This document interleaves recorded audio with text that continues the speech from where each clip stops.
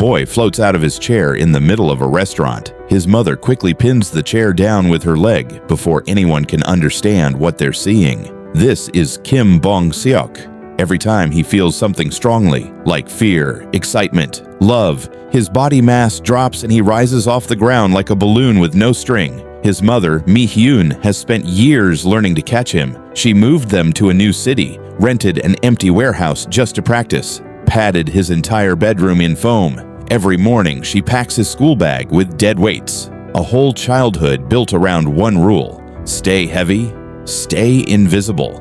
It worked until the girl in the raincoat. Bong-seok is on the school bus when he sees her sprinting to catch it, soaked through and unable to pay for the bus. Her name is Jang Hui-soo. She sits next to him in class, and almost immediately he is reciting the digits of pi in sequence from memory, just to stop himself from floating in front of 30 other students. He has been doing this his whole life. Now he has to do it sitting right beside the person who makes it hardest. He turns on the lights so she can practice her sprint after hours. He shares his lunch when the cafeteria closes before she gets there, and each time he gets close to her, his body starts betraying him again. When Hui-soo touches the plaster on his knee to fix it, Bong-seok starts rising toward the ceiling. She has already left the room. Lee Gang-hoon is the class president, calm, measured, never raises his voice. When a bully named Ki-soo picks a fight with him in the woods behind school, Gang-hoon doesn't look angry, he just wins. Instantly. Then walks Ki-soo back out of the forest. Gang-hoon is not just strong, he is hiding something.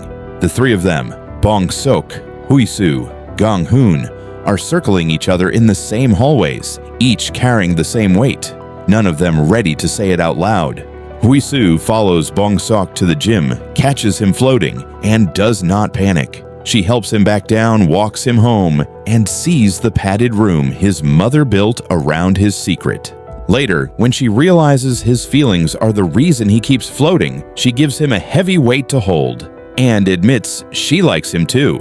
Mi-hyun welcomes her warmly. For the first time, Bong-seok has brought a friend home. But what Hui-soo hasn't told anyone is why she transferred mid-year. At her old school, a group of girls cornered a classmate named Shin Hae-won. Scissors, a knife, teachers who looked away. Hui-soo stepped in front of them. The fight left multiple students injured. None of them were Hui-soo. Every cut on her body sealed before the teacher arrived. The investigation concluded she started it. Her father sold their house to pay the hospital bills. Ju-won has been running a one-man delivery kitchen with no customers, eating his unsold food alone at the end of every night, so Hui-soo won't see how bad it is. When he finally gets his first order in weeks, it sends him to a building where a man has just been murdered. He doesn't know that yet. In another part of the city, a man named Frank has been sent by the CIA with a delivery uniform and a file of names. Retired intelligence agents who ran black operations for the Korean government decades ago. People who now cut hair, drive buses, run small restaurants. People who thought they were done. Frank heals from every wound in seconds, and he does not stop. The first target dies in his apartment. The second in his own library surrounded by fire. A retired woman who can see through walls stabs scissors directly into his skull. He removes them, keeps moving.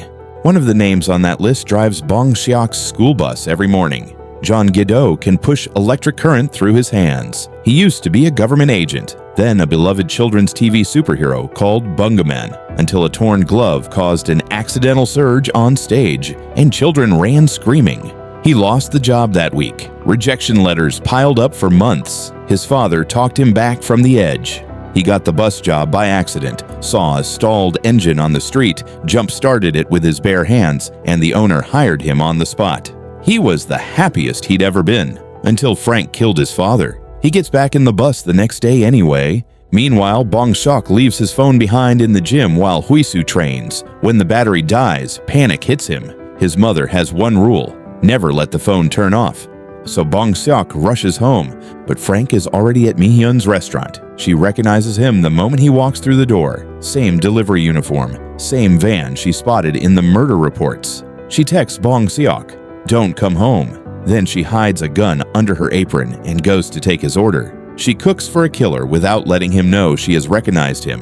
Then the door opens. Bong-seok walks in, phone dead, bag on his back, completely unaware. Mi-hyun doesn't flinch. She seats him at a separate table, like he's just another customer. Bong-seok watches his mother treat him like a stranger and stays quiet. Frank finishes his meal, makes small talk about school, pays the bill. Then his phone buzzes, a message from the embassy. Stand down. He leaves without touching either of them. Mi-hyun waits until the van is gone. Then she turns to her son and tells him to never come home with a dead phone again. But his mission is not over. His next target is Gye-do. Frank nearly crashes into Gye-do's bus, and Gye-do recognizes him as his father's killer. He chases the van onto an empty road and fights with every bit of electricity he has until the battery cell runs dry. When it does, he is just a man standing on the side of the road with nothing left. Frank beats him down and leaves. Then he goes after Ju-won. He crashes the van into his motorcycle, then reverses, then drives over him again. Ju-won crawls out from under the vehicle because Ju-won heals too, and he is not someone Frank was prepared for.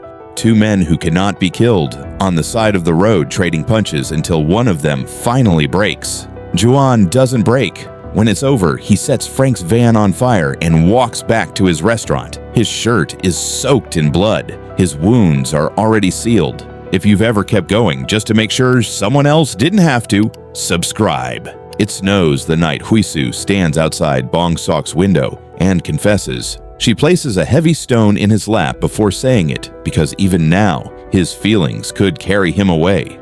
At the school sports exam, Huisu pushes her high jump to the limit. The metal frame shears loose and falls directly toward her.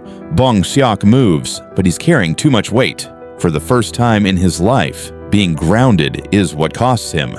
Gang-hoon gets there first. The vlogger student records everything. The video goes online within the hour. By nightfall, the whole nation is watching a high school student move at inhuman speed. The government notices. That night, Mi-hyun finds Bong-seok outside, throwing himself into the air and crashing back down, again and again. He says he wants to fly, that he's been tied to the ground his whole life, that he wanted to save her and couldn't. Mi-hyun starts crying, because it's the first time she has to tell him about his father. Kim Do-sik could fly too.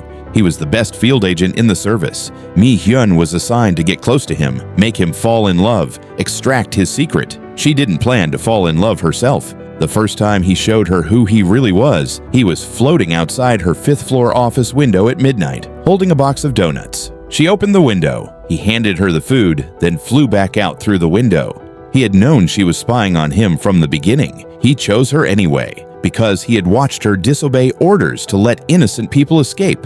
Later, hidden cameras in the agency exposed that Mi-hyun was lying to protect him. She lost her standing, and Do-sik disappeared into a classified mission.